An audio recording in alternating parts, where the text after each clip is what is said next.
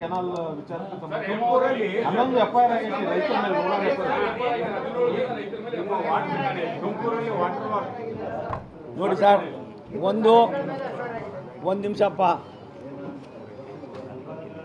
ಸರ್ಕಾರ, ನಾನು ಕೂಡ ಭಾರತ ಸರ್ಕಾರದ ಒಬ್ಬ ನೀರಾವರಿ ಮಂತ್ರಿನೂ ಆಗಿದ್ದೀನಿ. 4 ಲಕ್ಷ ಕೋಟಿ ರೂಪಾಯಿಗಳನ್ನು ನಾವು ಶುದ್ಧ ಕುಡಿಯೋ ನೀರಿಗೆ ಕೊಟ್ಟಿದ್ದೀವಿ.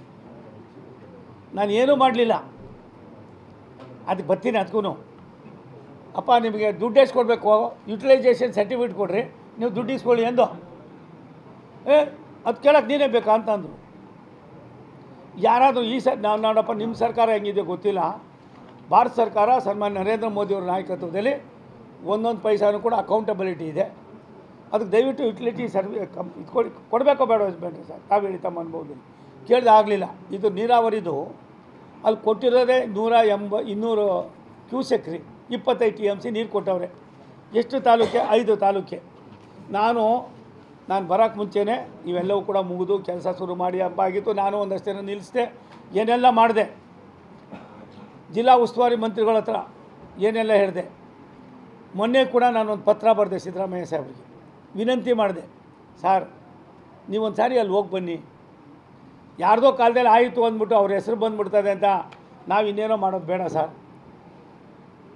ಕನಕಪುರಕ್ಕೆ, ರಾಮನಗರಕ್ಕೆ, ಮಾಗಡಿಗೆ, ಮಂಚನಬಲೆ ಮತ್ತು ತಿಪ್ಪಕೊಂಡಳ್ಳಿ ಇದೆ.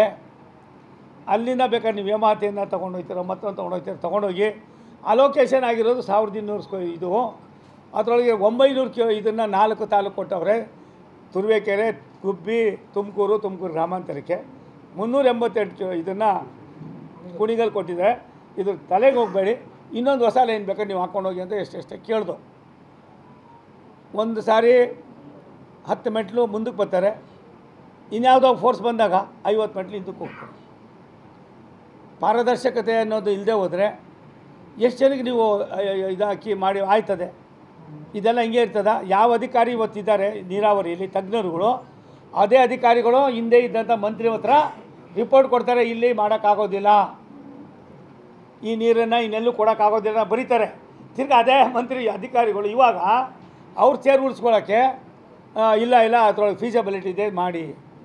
ನಾನು ಹೇಳಿದೆ, ಅವ್ರನ್ನ ಬಿಟ್ಟಾಕಿ, ಬೇರೆ ತಾಂತ್ರಿಕ ತಜ್ಞರು ತುಂಬ ಜನ ಇದ್ದಾರೆ, ಹೋಗೋಣ ಸ್ಪಾಟ್ಗೆ, ವಾಸ್ತವಾಂಶ ಏನಿದೆ ನೋಡೋಣ ಅಂತ ನಾನು ಹೇಳಿ ಏನೆಲ್ಲ ಮಾಡಿದ್ರು ಕೂಡ ಮೊನ್ನೆ ದಿನ ನಡೆದಂಥ ಕೈ ಘಟನೆಗಳು ನೆನೆಸ್ಕೊಂಡ್ರೆ ಇವ್ರೇನಪ್ಪ, ಇವ್ರಿಗೇನಾದ್ರು ಸ್ವಲ್ಪ ಆದ್ರೂ ದೂರದೃಷ್ಟಿ ಇದೆಯಾ?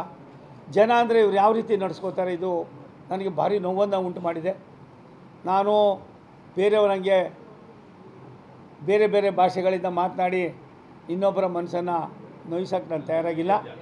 ಒಂದು ಹೇಳ್ತೀನಿ, ಈ ವಿಚಾರದಲ್ಲಿ ಏನು ಎಷ್ಟು ಜನಕ್ಕೆ FIR ಮಾಡಿದಾರೋ, ಮಾತನಾಡಿದಾರೋ, ಮತ್ತೊಂದು ಮಾಡಿದಾರೋ ನನಗೂ ಕೂಡ ಮಾಹಿತಿ ಇದೆ. 6ನೇ ತಾರೀಕು, 5ನೇ ತಾರೀಕು, 6ನೇ ತಾರೀಕು ನಾನು ತುಮಕೂರಲ್ಲೇ ಇರ್ತೀನಿ. ಇನ್ನೂ ಒಂದು ಪತ್ರ ಬರಿತೀನಿ, ಒಂದು ಮೀಟಿಂಗ್ ಕರೀರಪ್ಪ, ಮೀಟಿಂಗ್ ಕರೀರಿ. ದಯವಿಟ್ಟು ನಮ್ಮ ನೀರಾವರಿ ತಜ್ಞರು ಭಾರತ ಸರ್ಕಾರದಲ್ಲಿದ್ದಾರೆ, ಅವ್ರನ್ನೂ ಕಳಿಸ್ತೀವಿ, ನಿಮ್ಮವರು ಬರಲಿ, ಸಾಧಕ ಬಾಧಕಗಳು ನೋಡಿ ಆಗಿರೋ ಕರ್ಮನ ಮತ್ತೆ ಎಲ್ಲ ಒಂದು ಕಡೆ ಕಂಟಿನ್ಯೂ ಮಾಡೋದು ಬೇಡ. ಒಬ್ರಿಗೆ ಕೊಟ್ಟಿರ್ತಕ್ಕಂಥ ಹಕ್ಕನ್ನು ಮತ್ತೊಬ್ರಿಗೆ ಕಸಿಯೋದ್ರೊಳಗೆ ಅರ್ಥ ಇಲ್ಲ. ಅಂದರೆ ನಮ್ಮ ಪರಮೇಶ್ವರ್ ಅವ್ರು ಹೇಳ್ತಾರೆ, ನೆನ್ನೆ ದಿನ ನಾನು ನೋಡಿದೆ, ಯಾರಿಗೂ ಏನು ಅನ್ಯಾಯ ಆಗೋದಿಲ್ಲ, ಇದು ಆಗಬಾರ್ದು. ಮತ್ತು ಅಧಿಕಾರ ಯಾರಿಗೂ ಶಾಶ್ವತ ಅಲ್ಲ, ಇದು ಯಾವುದು ನಮ್ಮದಲ್ಲ. ಒಂದು ಅವಕಾಶ ಇದೆ, ಅವಕಾಶ ಎಲ್ಲ ಒಂದು ಕಡೆ ಉಪಯೋಗಿಸ್ಕೊಂಡು ನಮ್ಮ ಕೈಲಾಗಿದ್ದು ಒಳ್ಳೆ ಕೆಲಸ ಮಾಡಬೇಕು ವಿನಃ ಇನ್ನೊಬ್ಬರ ಮೇಲೆ ಮತ್ತೊಬ್ಬರ ಮೇಲೆ ದ್ವೇಷ ಮಾಡಿಕೊಂಡು ಆ ಸಾಮಾನ್ಯ ರೈತನ ಜೀವನದಲ್ಲಿ ಅಲ್ಲಿ ನೀವು ನಂಬೋದಿಲ್ಲ ರೀ, 10 ಗುಂಟೆ, 20 ಗುಂಟೆ, 15 ಗುಂಟೆ ಜಮೀನವರು 35, 40, 50% ಇದ್ದಾರೆ.